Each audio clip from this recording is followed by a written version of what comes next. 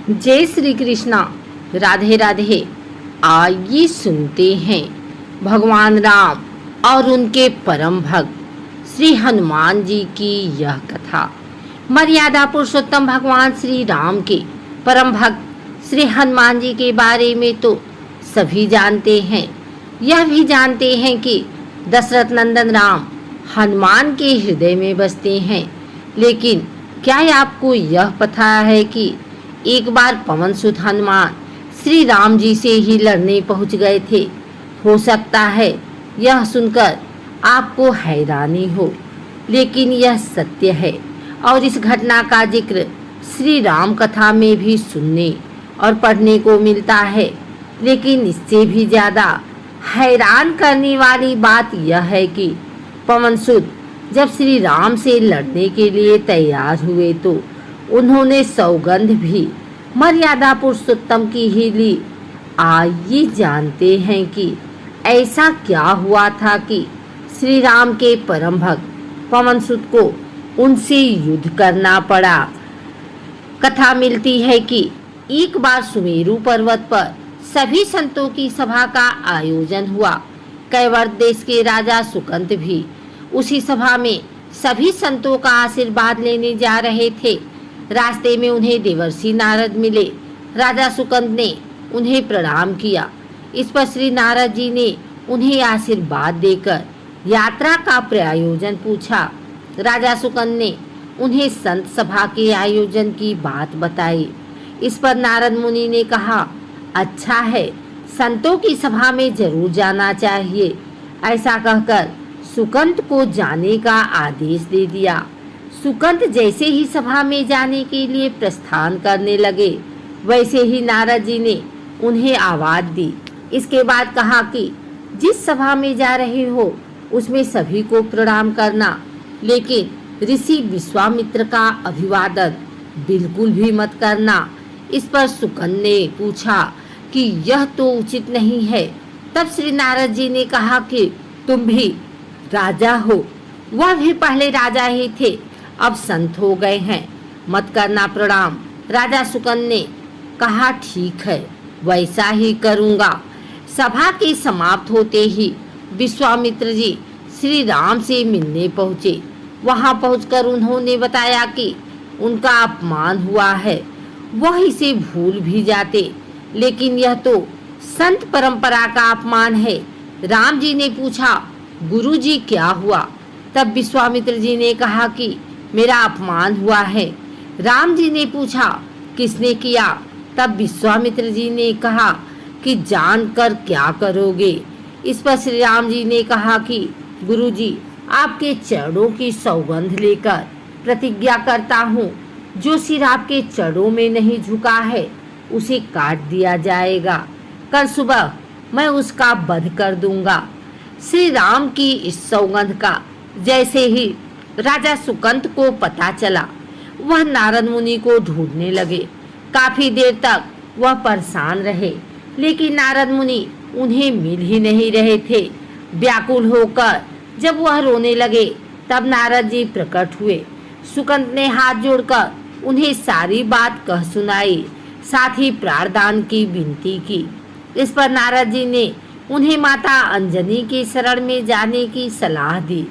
यह भी कहा कि अगर उन्होंने तुम्हें बचाने का वचन दे दिया तो तुम जरूर बच जाओगे, लेकिन यह भी कहा कि वह किसी को यह नहीं बताएंगे कि नारद जी ने उन्हें यह सलाह दी है। राजा सुकंद के रोने की आवाज़ सुनकर माता अंजनी बाहर पहुंची। तब उन्होंने कहा कि माता, मुझे बचा ले, अन्यथा विश्वामित्र जी मुझे मार डालेंगे। इस पर माता अंजनी ने सुकंद को उनके प्राण बचाने का वचन दिया। उन्होंने कहा कि तुम शरण में हो, तुम्हें कोई नहीं मार सकता। इसके बाद राजा सुकंद को विश्राम करने के लिए कहा। शाम ढले जब हनुमान जी माता अंजनी के पास पहुँचे तो उन्होंने सारी बात बताई, लेकिन सुकंद को बुलाने से पहले पवन सुत से सौगंध लेने को कहा। तब श्री हनुमान जी ने कहा कि वह श्री राम के चरणों की सौगंध लेते हैं कि वह सुकंद के प्राणों की रक्षा करेंगे। तब माता अंजनी ने राजा को बुलाया। हनुमान जी ने पूछा, कौन है तुम्हें मारना चाहता? तब सुकंद ने बताया कि श्री राम उन्हें मार डालेंगे। इतना सुनते ही माता अंजनी हैरान रह गई। उन्होंने कहा कि तुमने तो विश्वामित्र जी का नाम लिया था। तब राजा ने कहा कि नहीं, वह तो मरवा डालना चाहते हैं, लेकिन मारेंगे तो राम ही। हनुमान जी ने राजा सुकंद को उनकी राजधानी में छोड़ा और श्री राम के दरबार में पहुँचे। वहाँ पहुँचकर उन्होंने राम जी से पूछा कि वह कहाँ जा रहे हैं। तब मर्यादा पुरुषोत्तम ने बताया कि वह राजा सुकंद का वध करने जा रहे हैं। तब हनुमान जी ने कहा, प्रभु उसे मत मारिए। राम जी ने कहा कि वह तो अपने गुरु की सौगंध ले चुके हैं, अब पीछे नहीं हट सकते। हनुमान जी ने कहा, प्रभु मैंने उसके प्राणों की रक्षा के लिए अपने इष्ट देव यानी कि आपकी सौगंध लिया हूँ। तब राम जी कहते हैं कि ठीक है, तुम अपना वचन निभाओ, मैं तो उसे मारूंगा। हनुमान जी राजा सुकंद को लेकर पर्वत पर पहुँचे और राम नाम का कीर्तन करने लगे। उधर राम जी राजा सुकंद को मारने के लिए उनकी राजधानी पहुँचे, लेकिन वह नहीं मिले तो वह उन्हें ढूंढते हुए पर्वत पर पहुँचे। वहाँ हनुमान राम मंत्र का जाप कर रहे थे। राम जी को देखते ही सुकंद डर गए। उन्होंने कहा कि अब तो राम जी उसे मार ही डालेंगे। वह बार बार हनुमान जी से पूछता कि बच जाएंगे हम। तब उन्होंने कहा कि राम मंत्र का जप करते रहो और निश्चिंत रहो, भगवान नाम पर पूरा भरोसा रखो। लेकिन वह काफी डरे हुए थे, तो हनुमान जी ने सुकंद को राम नाम मंत्र के घेरे में बिठा दिया। इसके बाद राम नाम जपने लगे। राम जी ने राजा सुकंद को देखकर जब बाण चलाना शुरू किया तो वह राम नाम के मंत्र के आगे विफल हो जाते। राम जी हताश हो गए कि क्या करें। यह दृश्य देखकर श्री लक्ष्मण जी को लगा कि हनुमान जी भगवान राम को परेशान कर रहे हैं, तो उन्होंने स्वयं ही हनुमान जी पर बाण चला दिया। लेकिन यह क्या, उस बाण से पवन सुत के बजाय श्री राम मूर्छित हो गए। यह देखते ही लक्ष्मण जी दौड़ पड़े और देखते हैं कि बाण तो हनुमान जी पर चलाया था, लेकिन मूर्छित राम जी कैसे हो गए। तब उन्होंने देखा कि पवन सुत के हृदय में तो श्री राम बसते हैं। राम जी जैसे ही होश में आए वह हनुमान जी की ओर दौड़े। उन्होंने देखा कि उनकी छाती से रक्त बह रहा है। वह हनुमान जी का दर्द देख नहीं पा रहे थे। वह बार बार उनकी छाती पर हाथ रखते और आंखें बंद कर लेते। पवन सुत को होश आया तो उन्होंने देखा कि राम जी आंखें बंद करके हनुमान जी के छाती पर बार बार हाथ रखते हैं, फिर हनुमान जी के सिर पर हाथ फेरते हैं।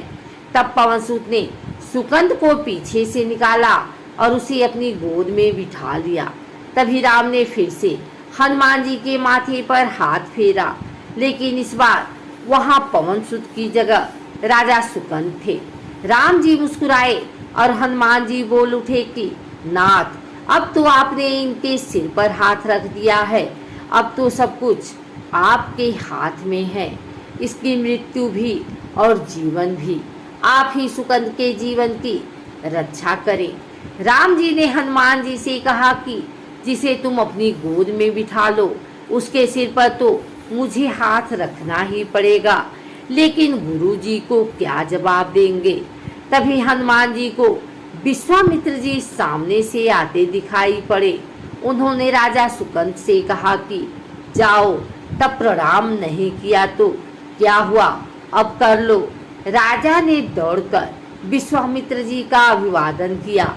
वह भी प्रसन्न हो गए और बोले, राम इसे क्षमा कर दो।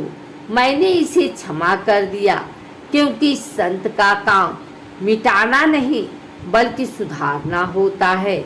यह भी सुधर गया है।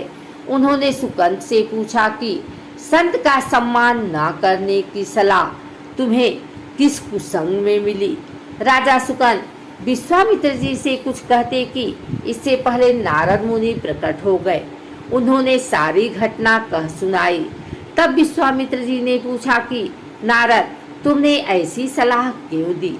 तब नारद जी ने कहा कि अक्सर ही लोग मुझसे पूछते थे कि राम बड़े या राम का नाम बड़ा, तो मैंने सोचा कि क्यों न कोई लीला हो जाए कि लोग अपने आप ही समझ लें कि भगवान से अधिक भगवान के नाम की महिमा है।